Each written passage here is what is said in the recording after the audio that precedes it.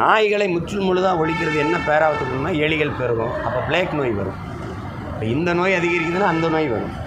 எதையும் ஒரு சமநிலையில் வைக்கணும். அப்போ அதை முறையாக மாநகராட்சி நாய்களை எடுத்து அதுக்கு தடுப்பூசி போட்டு அது பண்ணணும். அதுக்காக நீங்கள் என்னென்னா தெரு நாயின்னு நீங்கள் சொல்கிறீங்க, அதுதான் நம்ம வீட்டு நாய், அதுதான் நாட்டு நாய்.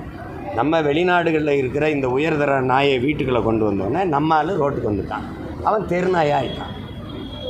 அவனுடைய பராமரிப்பு செலவு கம்மி, அவன் இருக்கிற மிச்ச கஞ்சியை சாப்பிட்டுட்டு வீட்டு வாசலில் கிடப்பான், பாதுகாப்பாக இருப்பான், ஆடு மாடு மேய்க்க வருவான், வேட்டைக்கு போவான், எல்லாம் செய்வான்.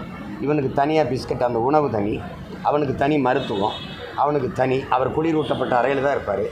அவர் ஒரு குட்டி, ஒரு நாய்க்குட்டி 25-20 1 லட்சம் வரைக்கும் இருக்குது. இது ஒரு பெரிய சந்தை. அதனால் என் நாயை தெருவில் போட்டு அவன் நாயை வீட்டுக்குள்ளே கொண்டு வந்துட்டான். அதனால் அது வீட்டு நாயாக தெரு நாயமாக இருக்குது. இதான் நாய், நம்ம நாய்.